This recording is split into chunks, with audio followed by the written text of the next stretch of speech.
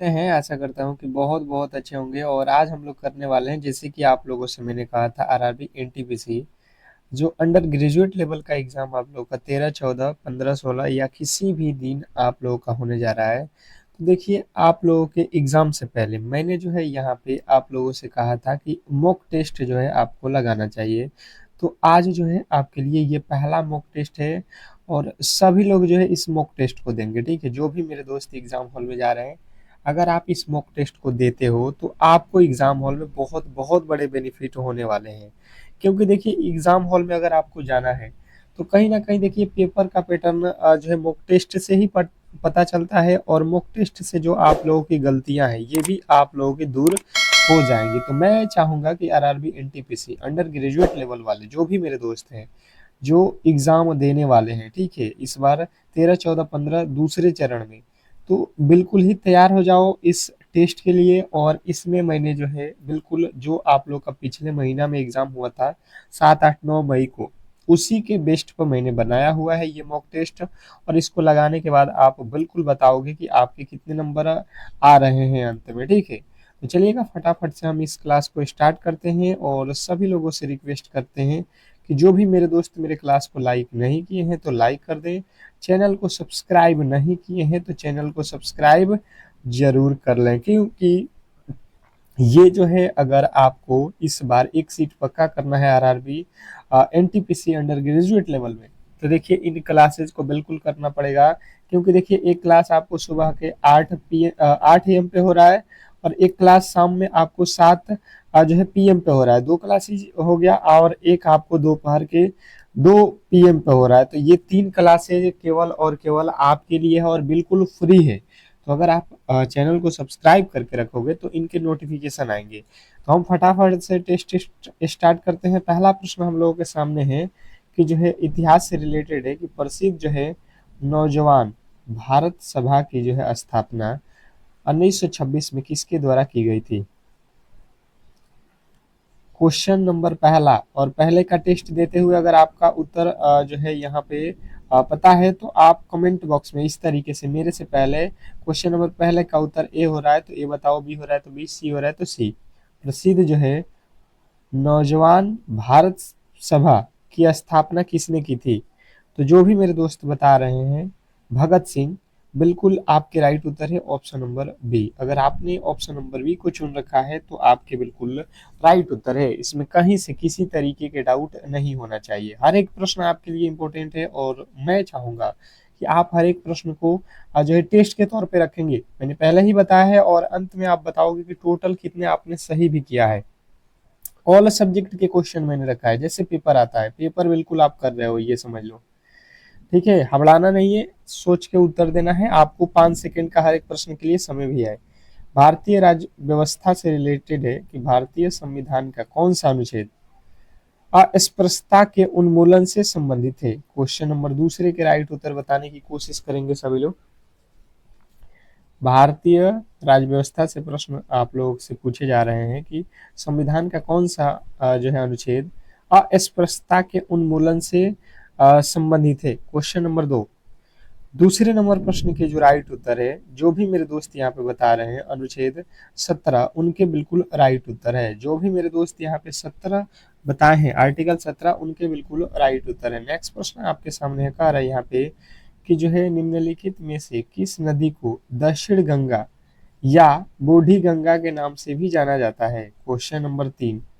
तीसरे नंबर प्रश्न के अगर आपके राइट उत्तर पते हैं तो आप मुझे बताने की कोशिश करोगे सभी लोग कि जो है निम्नलिखित में से किस नदी को दक्षिण या बूढ़ी गंगा के नाम से जाना जाता है। आपके ऑप्शन आपके सामने है, फटाफट से आप पढ़िए और उसके उत्तर देने की कोशिश करेंगे। 5 सेकंड का समय इसीलिए हम दे रहे हैं। तो गोदावरी नदी अगर आपने बताया है ऑप्शन नंबर सी, तो आपके बिल्कुल राइट उत्तर है। नेक्स्ट प्रश्न आपके सामने कह रहा है यहाँ पे विज्ञान से रिलेटेड प्रश्न है कि वाहनों में पीछे का जो है ट्रैफिक देखने के लिए या किसी भी चीज को पीछे अगर है उसे देखने के लिए किस प्रकार के दर्पण का हम लोग उपयोग करते हैं। Question number 4। चौथे नंबर प्रश्न के जो राइट उत्तर है बताने की कोशिश करोगे सभी लोग। क्वेश्चन नंबर 4 पे आ चुके हैं, सभी लोग बताइएगा यहाँ पे। क्वेश्चन नंबर चौथे पे आ चुके हैं और जो भी मेरे दोस्त यहाँ पे बता रहे हैं क्वेश्चन नंबर चौथे का राइट उत्तर कि जो है उत्तल दर्पण का हम लोग उपयोग करते हैं कॉनकेव, ऑप्शन नंबर बी आपके बिल्कुल राइट उत्तर है। नेक्स्ट प्रश्न की ओर चलेंगे और अगला प्रश्न आपके सामने है, कह रहा है कि भारत में बैंकिंग प्रणाली को नियंत्रित करने के लिए नकद आरक्षित अनुपात और रेपो रेट कौन तय करता है? क्वेश्चन नंबर पांचवे के राइट उत्तर बताइएगा सभी लोग। क्वेश्चन नंबर 5 पे आ चुके हैं, सभी लोग बताने की कोशिश करेंगे। पांचवें नंबर प्रश्न का जो राइट उत्तर है ये हो जाएगा, भारतीय रिजर्व बैंक जो है रेपो रेट तय करता है। ऑप्शन नंबर सी अगर आपने बताया है तो बिल्कुल राइट उत्तर है। नेक्स्ट प्रश्न आपके सामने है, चिपको आंदोलन का संबंध मुख्य रूप से किससे है? क्वेश्चन नंबर छठे पे आ चुके हैं। आप लोग टेस्ट दे रहे हो कि नहीं? सभी लोग को टेस्ट देना है, ठीक है। अगर एग्जाम में बेहतर करना है तो इन प्रश्नों को टेस्ट के तौर पे समझो और हर एक प्रश्न के राइट उत्तर अपने बताने की कोशिश करो। चिपको आंदोलन का मुख्य उद्देश्य क्या है बताएंगे? क्वेश्चन नंबर 6 छठे नंबर प्रश्न के जो राइट उत्तर है जिन्होंने बताया यहाँ पे, वनों की कटाई को रोकने से, वनों की कटाई को रोकने से चिपको आंदोलन जब हुआ था उसमें लोग क्या हुए थे, पेड़ों को पकड़ के चिपक गए थे, ठीक है, ताकि पेड़ को काटा ना जा सके। नेक्स्ट प्रश्न आपके सामने कह रहा है कि जो है मानव शरीर की सबसे बड़ी ग्रंथि कौन सी है? क्वेश्चन नंबर 7वें पे आ चुके हैं हम लोग। आपके राइट उत्तर आने चाहिए सभी लोगों के कि मानव शरीर की सबसे बड़ी ग्रंथि कौन सी है? Question number 7। 7वें नंबर प्रश्न के राइट उत्तर जिन्होंने बताया है यकृत, मानव शरीर की सबसे बड़ी ग्रंथि है यकृत, ऑप्शन नंबर सी आपका बिल्कुल राइट उत्तर है। नेक्स्ट प्रश्न की ओर चलेंगे और अगला प्रश्न आपके सामने है, अष्ट दिग्गज किस प्रसिद्ध जो है मध्यकालीन भारतीय शासक के दरबार की जो है शोभा बढ़ाते थे? क्वेश्चन नंबर 8वें का राइट उत्तर बताएंगे सभी लोग। अष्टदिग्गज किस प्रसिद्ध जो है मध्यकालीन भारतीय शासक के दरबार की शोभा बढ़ाते थे? तो 8वें नंबर प्रश्न के जो राइट उत्तर है जो भी मेरे दोस्त बता रहे हैं, कृष्णदेव राय, ऑप्शन नंबर बी आपके बिल्कुल राइट उत्तर है। कृष्णदेव राय जिन्होंने ऑप्शन नंबर बी को चुन रखा है उनके बिल्कुल राइट उत्तर है। नेक्स्ट प्रश्न आपके सामने है, कह आपका अगला प्रश्न की जो है, भारत का कौन सा राज्य तीन छोर से बांग्लादेश का राष्ट्रीय सीमा से चिपका हुआ है? क्वेश्चन नंबर 9 का राइट उत्तर बताइएगा, बहुत बहुत इंपॉर्टेंट है। वीवीआई कर लो इन प्रश्नों को, ठीक है, सभी लोग वीवीआई कर लो। और अगर आप इसका पीडीएफ लेना चाहते हैं तो आपके इस क्लास के डिस्क्रिप्शन में एक लिंक दिया गया है टेलीग्राम का, तो उस टेलीग्राम चैनल से हमारे जरूर जुड़िएगा सभी लोग, जो भी मेरे दोस्त जो है देख रहे हैं। उस पे आप लोगों को पीडीएफ बिल्कुल फ्री में मिलता है, ठीक है, इस क्लास की पीडीएफ आपको बिल्कुल फ्री में मिल जाएगा। तो 9वें नंबर प्रश्न के जो राइट उत्तर है जिन्होंने बताया है त्रिभुज, उनके बिल्कुल राइट उत्तर है। नेक्स्ट प्रश्न की ओर चलेंगे और अगला प्रश्न आपके सामने है, कह रहा है कि ब्लीचिंग पाउडर का रासायनिक नाम और सूत्र क्या है? ब्लीचिंग पाउडर का रासायनिक नाम और सूत्र हमें बताना है। क्वेश्चन नंबर 10वें नंबर प्रश्न के जो राइट उत्तर है बताने की कोशिश करेंगे। ब्लीचिंग पाउडर का रासायनिक नाम और सूत्र क्या होता है? तो जो भी मेरे दोस्त बता रहे हैं 10वें नंबर प्रश्न के राइट उत्तर calcium oxychloride, CaOCl2, calcium oxychloride आपका बिल्कुल राइट उत्तर है, ऑप्शन नंबर बी।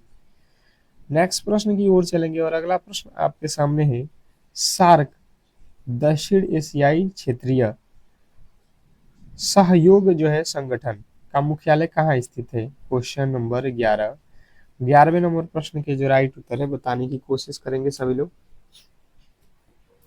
सार्क दक्षिण एशियाई क्षेत्रीय का मुख्यालय कहाँ स्थित है?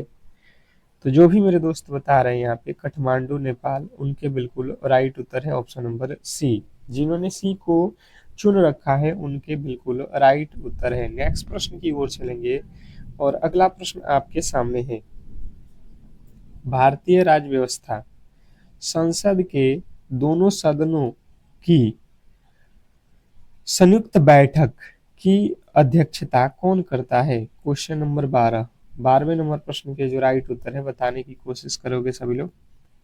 क्वेश्चन नंबर 12 पे आ चुके हैं और जो भी मेरे दोस्त बता रहे हैं यहाँ पे कि जो है लोकसभा का अध्यक्ष, उनके बिल्कुल राइट उत्तर है। जिन्होंने ऑप्शन नंबर सी को चुन रखा है उनके बिल्कुल राइट उत्तर है, इसमें गलती कहीं से नहीं होना चाहिए। नेक्स्ट प्रश्न की ओर चलेंगे और अगला प्रश्न आपके सामने है, मनुष्य की आंख के किस भाग पर किसी वस्तु का प्रतिबिंब बनता है? क्वेश्चन नंबर 13, बताइएगा सभी लोग कि मनुष्य के आंख के किस भाग पर जो है किसी वस्तु का प्रतिबिंब बनता है? तो ये आप लोग को पता है रेटिना पे बनता है। ऑप्शन नंबर डी जो है आपके बिल्कुल राइट उत्तर है, इसमें गलती नहीं होनी चाहिए। नेक्स्ट प्रश्न आपके सामने है, कह रहा है यहाँ पे कि जो है वेदों की ओर लौटो का नारा निम्नलिखित में से किसने दिया था? क्वेश्चन नंबर 14 के राइट उत्तर बताने की कोशिश कर देंगे सभी लोग। वेदों की ओर लौटो का नारा निम्नलिखित में से किसने दिया था? तो जो भी मेरे दोस्त बता रहे हैं Swami Dayanand Saraswati, option number C. जिन्होंने सी को चुन रखा है उनके बिल्कुल राइट उत्तर है। नेक्स्ट प्रश्न आपके सामने है कि जो है कंप्यूटर में प्रयुक्त होने वाली जो है रैम का पूर्ण रूप क्या है? क्वेश्चन नंबर 15 आपसे कह रहा है कंप्यूटर में प्रयुक्त होने वाला रैम का पूर्ण रूप क्या है? क्वेश्चन नंबर 15, 15वें नंबर प्रश्न के जो राइट उत्तर है। जो भी मेरे दोस्त बता रहे हैं कि कंप्यूटर में जो प्रयुक्त होता है रैम, उसका फुल फॉर्म होता है random access memory. Random access memory, option number B जो है हमारा बिल्कुल राइट उत्तर है। नेक्स्ट प्रश्न की ओर चलेंगे और अगला प्रश्न आपके सामने है, सरलीकरण से रिलेटेड प्रश्न है आप लोगों के सामने, सॉल्व करने की कोशिश करेंगे। क्वेश्चन नंबर 16 के राइट उत्तर क्या होने वाला है, क्योंकि प्रश्न बहुत बहुत ज्यादा इंपॉर्टेंट है। आप लोगों से कह रहा है यहाँ पे कि इस समीकरण का जो है सही हल जो है बताओ। गणित का प्रश्न आ चुका है और मैं फिर से कह रहा हूँ कि जो भी मेरे दोस्त मेरे क्लास को लाइक नहीं किए हो तो लाइक कर लो। आपको देखिए फ्री में नोट्स भी दिया जा रहा है, यहाँ पे फ्री क्लासेज है, तो आपका सपोर्ट यार कम से कम मिलना चाहिए एक लाइक से, ठीक है। और चैनल को सब्सक्राइब कर लोगे तो ये आपके नोटिफिकेशन बिल्कुल मिलते रहेंगे क्लास के यहाँ पे, ठीक है। अब देखिएगा सबसे पहले यहाँ पे होता है मझौले कोष्ठ का हल, ठीक है। और मझौले कोष्ठ में आपको ध्यान देना है बोर्ड माउस में क्या होता है, सबसे पहले भागा को हल करते हैं, फिर गुणा को, फिर जोड़ को, और अंत में क्या करते हैं हम घटाव को। तो सबसे पहले हम भाग देंगे, 3 से 9 में भाग देंगे तो यहाँ पे आएगा 3, फिर 6 में से 3 घटाएंगे आ जाएगा 3। इतना हल करने पर हमें उत्तर मिला 3, हमें पता चल गया 3। यहाँ से यहाँ तक के बदले हो गया 3, फिर माइनस है तो माइनस, यहाँ से भागा लिखा है तो आप भाग दे दो, 60 में 3 से भाग दोगे 20, यही तो होगा। फिर 20 में से 3 घटाओगे 17, यहाँ से लेके यहाँ तक के हमने सॉल्व किया तो हमें मिल गया 17। यहाँ से यहाँ तक के वैल्यू कितना मिला 17, माइनस इसके आगे क्या दिया गया है यहाँ पे देखो 38, 17, 38 में से 17 जाएगा आपका 21, 21 हो गया। इसके आगे देख लो यहाँ पे क्या लिखा है 45 माइनस 21, घटाएंगे तो ये हो जाएगा 4 और ये 2, 24 जो है हमारा बिल्कुल राइट उत्तर है। अगर आपने ऑप्शन नंबर ए को चुन रखा है तो बिल्कुल राइट उत्तर है, इसमें कहीं से आपको गलती नहीं करना है। नेक्स्ट प्रश्न की ओर चलेंगे और अगला प्रश्न आपके सामने है, कह रहा है कि यदि किसी संख्या के 75% में 75 जोड़ा जाता है तो परिणाम वही संख्या प्राप्त होता है, तो वह संख्या ज्ञात करिएगा क्या है? क्वेश्चन नंबर 17, 17वें नंबर प्रश्न के राइट उत्तर बताने की कोशिश करेंगे सभी लोग। जो भी मेरे दोस्त देख रहे हैं क्वेश्चन नंबर 17 के राइट उत्तर क्या होने वाला है, फटाफट से आपके राइट उत्तर आना चाहिए। देखिए ये गणित के प्रश्न है, आपको सोल्व करना पड़ेगा। वहां पे कह रहा है कोई संख्या आप मान लो x है, उसका 75% हम निकालेंगे तो 75% होता है बट्टे 100। ये कह रहा है उसमें में 75 जोड़ा जाता है, इसी में 75 को जोड़ना पड़ेगा तो परिणाम वही संख्या प्राप्त होता है। परिणाम वही संख्या प्राप्त होता है अर्थात तो परिणाम क्या मिल जाएगा हमें, x ही मिल जाएगा, ठीक है। अब इसी को सोल्व कर लो आप, क्या हो जाएगा यहाँ पे ये हो जाएगा आपका 3, ये हो जाएगा 4, अर्थात 3x/4, और x को इस तरफ से इधर लाएंगे तो -x हो जाएगा, और ये 75 इधर जाएगा तो माइनस का 75, यहाँ से घटाएंगे तो ये लघुत्तम हो जाएगा 4x, तो 3x - 4x बराबर हो जाएगा माइनस के 75। अब क्या हो जाएगा यहाँ पे माइनस 75, 75 तिया ये हो जाएगा 4 × 5 = 20, 4 × 7 = 28, 2 30, 300 और इधर कितना बचा है, 3 में से 4 जाएगा -x, अर्थात माइनस माइनस प्लस हो जाएगा, x का वैल्यू 300, वह संख्या जो है 300 है। बिल्कुल आपको कुछ नहीं करना था, थोड़ा सा कैलकुलेशन था, पर आप आसानी से समझ गए होंगे। नेक्स्ट प्रश्न आपके सामने देखिएगा, लाभ और हानि से रिलेटेड प्रश्न है। कह रहा है कि एक दुकानदार दो वस्तुओं में से प्रत्येक को 9,900 में बेचता है। एक पर 10% की हानि और दूसरे पर 10%, एक पर 10% का लाभ और दूसरे पर 10% की हानि होती है, तो इस सौदे में पूरे लेन देन में उसको कितना लाभ या हानि हुआ। जब भी इस तरीके के प्रश्न आपको याद रखना है, कभी भी आए आपके जिंदगी में, तो आपको एक ही याद रखना है कंडीशन, इसमें हमेशा होता है हानि। इसमें क्या होता है, हमेशा हानि। अगर जब भी इस तरीके के प्रश्न पूछे कि 20% का लाभ और 20% का हानि हुआ है, या 10% का लाभ और 10% का हानि हुआ है, या क्रयमूल्य सेम है, तो आप समझ लेना कि हमेशा इसमें हानि होगा। किस तरीके से, तो इसका फॉर्मूला होता है A × B/100। ये हानि परसेंटेज बराबर होता है क्या, हानि प्रतिशत, इससे निकलता है हमेशा हानि। ठीक है, हानि परसेंट। ए का वैल्यू कितना दिया है, पहले कितना का लाभ हुआ है उसको ए बोला जाता है, कितना का हानि हुआ है बी है, और बट्टा में 100 कर लो। यहाँ से 2 जीरो से 2 जीरो कट जाएगा, एक में एक से गुणा करोगे, अर्थात 1% की हानि जो है आपको हुई है। अगर आपने भी ऑप्शन नंबर सी को चुना है, किसी भी एंगल से किसी भी तरीके से आप बनाए हो और आपका भी उत्तर आ रहा है ऑप्शन नंबर ए 1% की, ऑप्शन नंबर सी 1% की हानि, तो आपके सही उत्तर है। नेक्स्ट प्रश्न की ओर चलेंगे और अगला प्रश्न आपके सामने है। कह रहा है समय और कार्य, समय और कार्य से रिलेटेड प्रश्न है कि ए किसी कार्य को 12 दिनों में और बी जो है उसी कार्य को 18 दिनों में पूरा कर सकता है। यदि वे दोनों एक साथ मिलकर कार्य शुरू करते हैं तो कार्य कितने दिनों में पूरा होगा। क्वेश्चन नंबर 19वें का राइट उत्तर बताने की कोशिश करोगे मेरे दोस्त। जो भी मेरे दोस्त देख रहे हैं, फटाफट से अपने राइट उत्तर बताने की कोशिश कीजिए। फटाफट से आपके राइट उत्तर आने चाहिए, क्योंकि प्रश्न बहुत बहुत ज्यादा इंपॉर्टेंट है। सबसे पहले हम समझने की कोशिश करेंगे, इसने कहा है कि ए किसी कार्य को 12 दिनों में और बी जो है उसी कार्य को 18 दिनों में कर रहा है, तो हम टोटल वर्क निकालेंगे तो इनका लसा ले लेंगे तो 36 आ जाएगा। ठीक है, अर्थात 12 तिहाई 36, 18 दूना 36, अर्थात ए जो है एक दिन में 3 काम करता है, बी जो है 2 काम करता है, तो 3 2 5, तो 36 बट्टे में हो जाएगा 5। तो यहाँ पे क्या हो जाएगा, 7×5 = 35 और एक शेष बचेगा तो 1/5, 7×1/5 दिन लगेंगे अगर दोनों मिलकर कार्य जो है करना स्टार्ट करते हैं, तो पूरा कार्य 7×1/5 दिन लगेगा। अगला प्रश्न आपके सामने है अनुपात समानुपात से रिलेटेड प्रश्न। अनुपात समानुपात से रिलेटेड प्रश्न है। कह रहा है कि ए अनुपात बी बराबर दिया गया है, बी अनुपात सी बराबर दिया गया है, तो ए अनुपात बी अनुपात सी का मान क्या होने वाला है। क्वेश्चन नंबर 20वें नंबर प्रश्न के जो राइट उत्तर है बताओगे सभी लोग। अगर हम देखेंगे तो यहाँ पे लिखा गया है ए अनुपात बी, कितना लिखा गया है 2:3, फिर लिखा गया है बी अनुपात सी 4:5, तो इधर बढ़ा लो 3, इधर बढ़ा लो 4। अब देख लो ये हो जाएगा 4 दूना 8, 4 3 12, 3 5 15। हमें ए अनुपात बी अनुपात सी का वैल्यू मिल गया 8 12 15, ऑप्शन नंबर जो कि ए में दिया गया। इजी था, आप आसानी से कर लिए होंगे, गलती की गुंजाइश किसी भी एंगल से नहीं हुआ होगा। ठीक है, नेक्स्ट प्रश्न की ओर चलेंगे और अगला प्रश्न आपके सामने है। कह रहा है कि एक आयताकार मैदान की लंबाई 20 मीटर और चौड़ाई 15 मीटर है, इसके चारों ओर तार लगाने का खर्च 10 रुपया प्रति मीटर की दर से कितना होगा।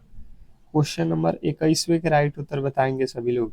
क्वेश्चन नंबर 21वें के राइट उत्तर बताएंगे सभी लोग। क्वेश्चन नंबर 21 में आ चुके हैं। अगर आप समझने की कोशिश करोगे यहाँ पे तो क्या होने वाला है, इसमें क्या करना पड़ेगा, चारों ओर लगाना है, अर्थात ये आयत है तो इसका परिमाप निकालना पड़ेगा ना, चारों ओर लगाना है, तो आयत के परिमाप बराबर होता है 2 × L+B, यही तो होता है, बिल्कुल होता है।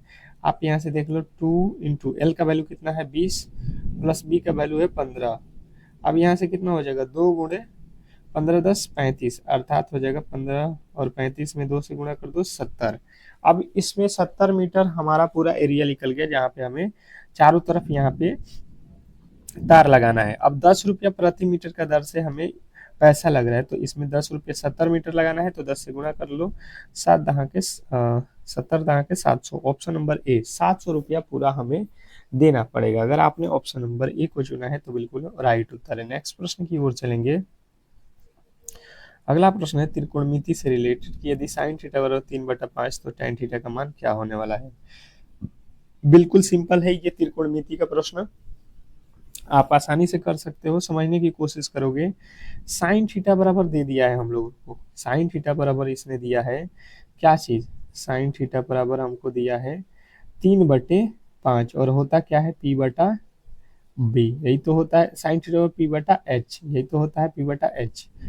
हमें P का वैल्यू दिया है 3, H का वैल्यू 5, तो हम यहाँ से निकालेंगे किसका, B का वैल्यू। B का वैल्यू क्या हो जाएगा, √H², H² मतलब 5 का स्क्वायर 25 माइनस P का स्क्वायर, तो ये हो जाएगा 16, 16 का वर्गमूल 4।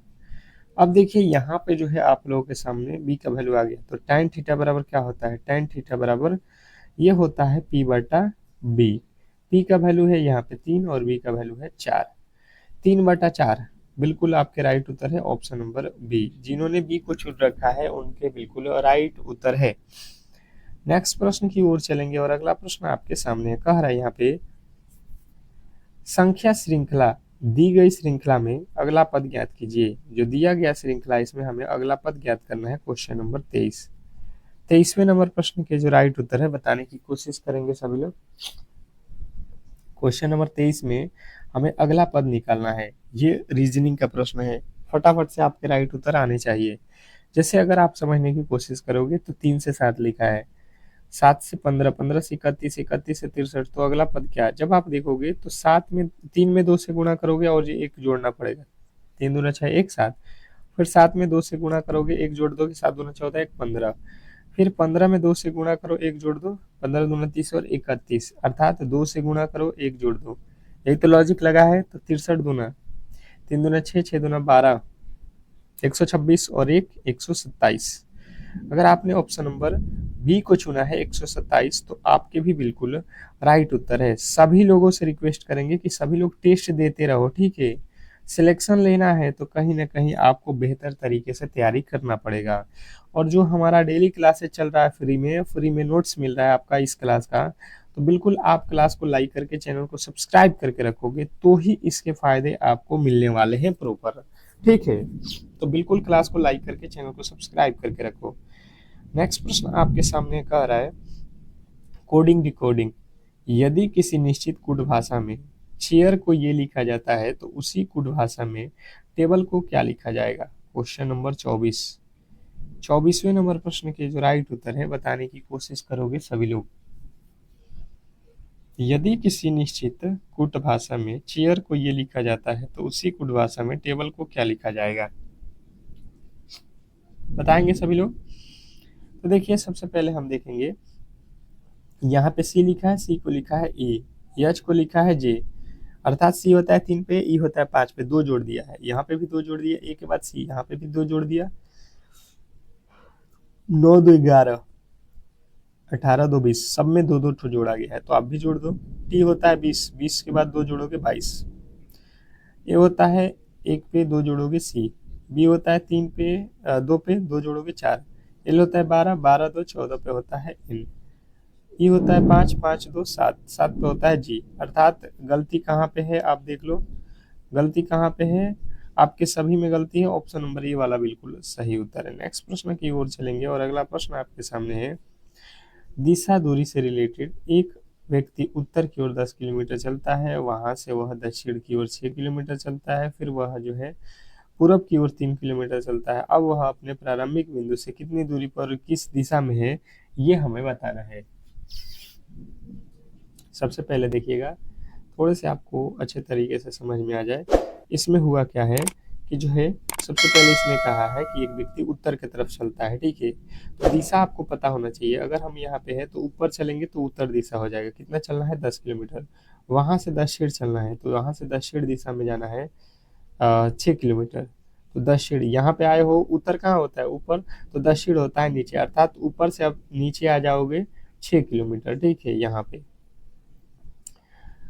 फिर जो है आप पूरब की ओर 3 किलोमीटर चलते हो, पूरब अर्थात इधर चलोगे 3 किलोमीटर। अब वह अपने प्रारंभिक बिंदु से कितनी दूरी पे है, तो आप देख लो, यहाँ पे मान ले थे तो आप 10 गए थे, 6 उधर से आ गए हो, तो ये दूरी कितना है बचा हुआ आपका 4, और इधर कितना चले हो 3, 3 और 4 के ये जो है आपका संपूर्ण बना हुआ है, तो यहाँ से कर्ण निकालोगे तो ये कितना का आता है 5, 3 के स्क्वायर 16, 4 के स्क्वायर 3 के स्क्वायर 9, 4 के स्क्वायर 16, 16 9 25, 25 का वर्गमूल 5। किस दिशा में है, तो आप लोग क्या बताओगे कौन सा दिशा है, 5 किलोमीटर, 5 किलोमीटर आपका, 5 किलोमीटर आपका उत्तर पूरब हो जाएगा, ये उत्तर पूरब, ऑप्शन नंबर ए। नेक्स्ट प्रश्न की ओर चलेंगे और अगला प्रश्न आपके सामने है। 5 मित्र जो है P Q R S T एक पंक्ति में उत्तर की ओर मुख करके बैठे हैं, ठीक है, यहाँ पे दिया गया है कंडीशन। ये आज का होमवर्क रहेगा, अगले प्रश्न की ओर हम चलेंगे, ठीक है। इसको सभी लोग कमेंट बॉक्स में बताएंगे, अगर आपको नहीं आता है तो कमेंट जरूर करिएगा, हम अगला जो क्लास है दोपहर वाला उसमें आपको जरूर बताएंगे, ठीक है। नेक्स्ट प्रश्न आपके सामने है, यहाँ पे कह रहा है कि जो है ब्लड रिलेशन से संबंधित है, ए बी का भाई है, जितना कहा जाए ब्लड रिलेशन में उतना ही करो, बिल्कुल कभी भी गलत नहीं होगा। ए कौन है, बी का भाई है, ये ए जो है बी का भाई है। सी ए की माता है, ए की माता कौन है, सी, ये माता है। फिर डी सी का पिता है, डी कौन है, सी का भी पिता है, कौन, डी। ई बी का पुत्र है, ई कौन है, बी का पुत्र, बी का पुत्र कोई है, ई।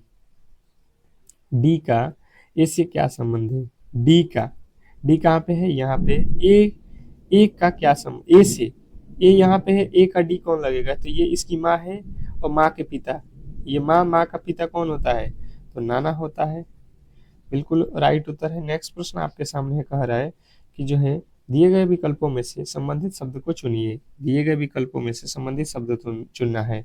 डॉक्टर को वो कह रहा है अस्पताल, तो शिक्षक को क्या, तो देखिए डॉक्टर अस्पताल में रहते हैं, तो शिक्षक कहाँ रहते हैं, विद्यालय, ऑप्शन नंबर बी जो है आपके बिल्कुल राइट उत्तर है। अगला प्रश्न है कि भारत के स्वतंत्रता संग्राम के दौरान होम रूल लीग आंदोलन की शुरुआत किसने की थी, होम रूल लीग आंदोलन की शुरुआत किसने की थी, बताइएगा। क्वेश्चन नंबर 29, 29वें नंबर प्रश्न के जो राइट उत्तर है जिन्होंने बताया है बाल गंगाधर तिलक और Annie Besant, option number B जो है आपके बिल्कुल राइट उत्तर है। नेक्स्ट प्रश्न आपके सामने कह रहा है भारतीय राज्य व्यवस्था, भारतीय संविधान का कौन सा जो है अनुच्छेद राष्ट्रपति पर महाभियोग चलाने की जो है प्रक्रिया से संबंधित है, क्वेश्चन नंबर 30, 30वें नंबर प्रश्न के जो राइट उत्तर है जिन्होंने बताया है अनुच्छेद 61, ऑप्शन नंबर सी जो है आपके बिल्कुल राइट उत्तर है। नेक्स्ट प्रश्न आपके सामने है प्रायद्वीपीय भारत की सबसे लंबी नदी कौन सी है जिसे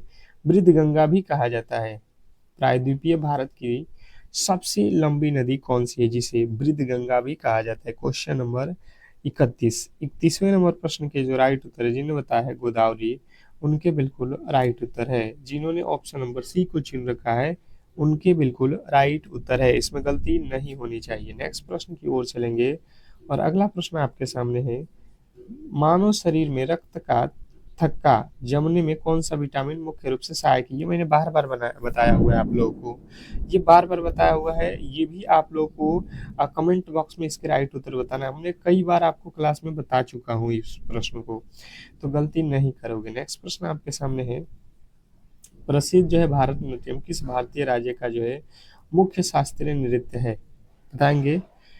प्रसिद्ध भारतनाट्यम ये कहाँ का है, तो ये है केरल का, सॉरी तमिलनाडु का, तमिलनाडु का क्या है Bharatanatyam, option number B.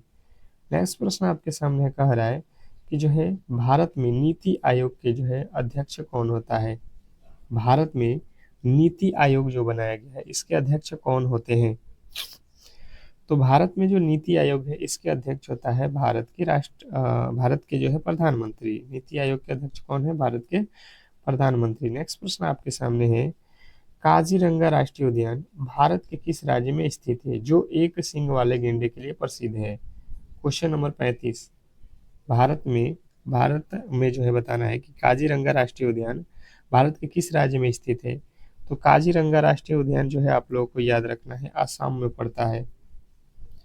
Next प्रश्न आपके सामने है सौर मंडल का सबसे चमकीला और सबसे गर्म ग्रह कौन सा है? सौर मंडल का सबसे चमकीला और सबसे गर्म ग्रह कौन सा है? Question number 36। 36वें नंबर प्रश्न का जो राइट उत्तर है, जिन्होंने बताया है शुक्र, उनके बिल्कुल राइट उत्तर है। अगर आपने ऑप्शन नंबर बी को चुन रखा है तो बिल्कुल आपका सही है। नेक्स्ट प्रश्न की ओर चलेंगे और अगला प्रश्न आपके सामने है, 1919 में हुआ प्रसिद्ध जो है जलियांवाला बाग हत्याकांड किस शहर में हुआ था? Question number 37। 37वें नंबर प्रश्न के जो राइट उत्तर है बताएंगे सभी लोग। प्रसिद्ध जो है जलियांवाला बाग हत्याकांड किस शहर में हुआ था? तो जिन्होंने बताया है यहाँ पे अमृतसर, उनके बिल्कुल राइट उत्तर है। नेक्स्ट प्रश्न आपके सामने है, भारतीय राज्य व्यवस्था लोकसभा का सदस्य बनने के लिए भारत के संविधान के अनुसार न्यूनतम आयु कितनी होनी चाहिए? लोकसभा का सदस्य बनने के लिए, लोकसभा का अगर आप सदस्य बनना चाहते हैं तो आपकी एज जो है कम से कम 25 वर्ष होनी चाहिए। नेक्स्ट प्रश्न की ओर चलेंगे और अगला प्रश्न आपके सामने है कि जो है शुद्ध पानी का पीएच मान कितना होता है? शुद्ध जल का जो पीएच मान है ये कितना होता है? तो शुद्ध जल का पीएच मान 7 होता है। आपके ऑप्शन नंबर सी जो है बिल्कुल राइट उत्तर है। नेक्स्ट प्रश्न आपके सामने है, कंप्यूटर शब्दावली में www का पूर्ण रूप क्या है? कंप्यूटर में www का पूर्ण रूप क्या है? तो जिन्होंने बताया वर्ल्ड वाइड वेब, बिल्कुल आपके ऑप्शन नंबर ए जो है राइट उत्तर है। इस तरीके से जो है आज की क्लास को हम लोग यहीं पे समाप्त करेंगे और आपसे रिक्वेस्ट करेंगे कि जो भी मेरे दोस्त इस एग्ज़ाम को देने जा रहे हैं तो बिल्कुल क्लास को लाइक करके चैनल को सब्सक्राइब करके रख लो, क्योंकि ऐसे ही क्लास हम आपको डेली बिल्कुल फ्री में इसी चैनल पे पढ़ा रहे हैं। तो मिलते हैं नेक्स्ट क्लास में, तब तक के लिए धन्यवाद।